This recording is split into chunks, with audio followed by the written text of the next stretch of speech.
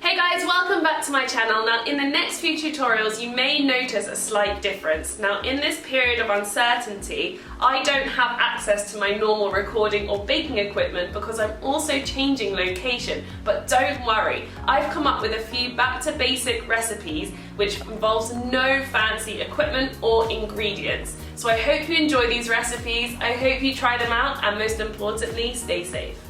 Okay, so here it is, my ultimate cookie recipe. Loads of you requested this one, so I hope you enjoy it. So what I found out with cookies, it's not actually so much about the recipe, it's more about how you prepare the dough and then the cooking. So I'll try the best way I can to explain every single step of the way in order to achieve the perfect cookie. I've also listed the quantities and ingredients on the screen here, so feel free to screenshot this now for you to keep for future reference. So I'm going to start with some melted butter. It is unsalted butter. You can use salted, but I prefer adding the salt myself. But before I do that, I'm going to add my white sugar and brown sugar. And now I'm going to add the salt. I'm also going to add some vanilla and mix that all together. Now I only have Demerara sugar here, but usually I use the soft dark brown sugar. I think it gives slightly more caramelly flavour. However, the Demerara sugar works perfectly well too. So once the sugar, butter and vanilla has combined, I'm going to add my egg and my yolk and mix that in. I'm using a whisk simply because it breaks up the egg better. But now I'm going to add my flour, so I'm going to change for a spatula. So you can either use self-raising flour or plain flour with added bicarbonate of soda. Both work, but I simply couldn't find any self-raising flour, so I'm adding the bicarb myself. I've written both quantities in the caption box below. And I'm going to stir that in until a soft cookie dough is formed. Now this is a great base of a cookie dough recipe where you can add different ingredients to this. So I'm going with a classic chocolate chip combination, but you can add some raisins or some nuts as long as you keep the quantities the same. So once the flour is mixed in, I can now go in with my chocolate chips. I like using the small chocolate chips and I'm using dark and white. I think the smaller chocolate chips disperse more evenly throughout the cookie dough, and every bite of cookie you get a good amount of chocolate, whereas with the larger chunks, you may not get some chocolate in some bites, which to me isn't okay when it comes to cookies. So I'm going to mix that in until all the chocolate is dispersed evenly, and you can see it's quite a soft dough. Now that's because I started off with melted butter, but as always I think using melted butter helps incorporate all the ingredients evenly, rather than creating some sugar and butter clumps that don't mix in. So essentially this is the cookie dough ready. Now at the beginning I was talking about how you cook the cookies, and that's what the important bit is. This dough is way too soft, so if you cooked this now, the cookies will totally spread out. So I'm actually going to put this bowl in the freezer to make it nice and firm even before I spoon the cookies. So I'm going to firm up the dough in the freezer for 10 minutes because then I'm going to spoon out the mixture, and it's just going to make my life a lot easier if the dough is firmer.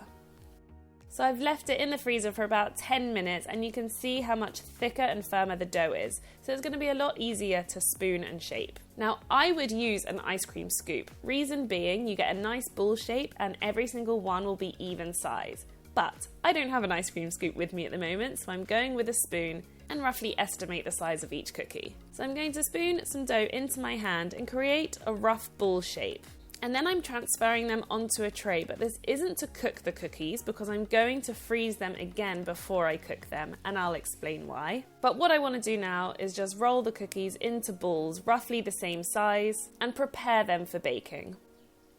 So with this quantity, you'll roughly get about 12 cookies, but it does depend how big or small you roll them. Just bear in mind that if you do change the sizes, the cooking times will vary. I also think the size that I'm making now creates the perfect chewiness too. Small ones tend to get a little drier. So once again, these look like they're ready to bake, but I'm going to freeze them for now half an hour because I want these totally solid. I think this is the ultimate tip to baking cookies, because when you cook them from cold, they'll take longer to spread out, which means the center will stay nice and chewy, whereas the outside will be cooked. And you get that crispy outer edge and yet chewy center. Just how a cookie should be. So I'm going to put this tray in the freezer for a further 30 minutes. So the cookie dough balls are nice and firm, and I'm just going to roll them once again to make them a little bit more even.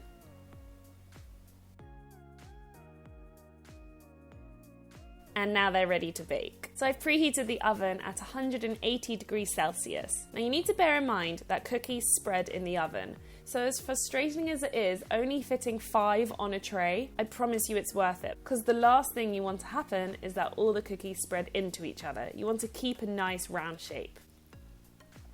So I'm going to do 2 trays at a time.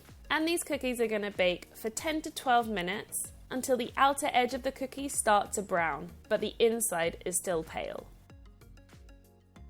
So when the cookies have baked, this is what you're looking for. That beautiful golden colour, but still quite pale in the middle, and that indicates that they're still going to be nice and chewy. Now, as tempting as it is to take one straight away while they're piping hot from the oven, do not touch the cookies until they're completely cold. Otherwise, they will simply fall apart. And this is a real test because they smell unbelievable and are very tempting. Once they're cooled, you can now transfer them. And you can see that when I pick it up, it still holds in one piece. And look how perfectly cooked they are. You can still see that chewy center, and they've baked evenly on the bottom too.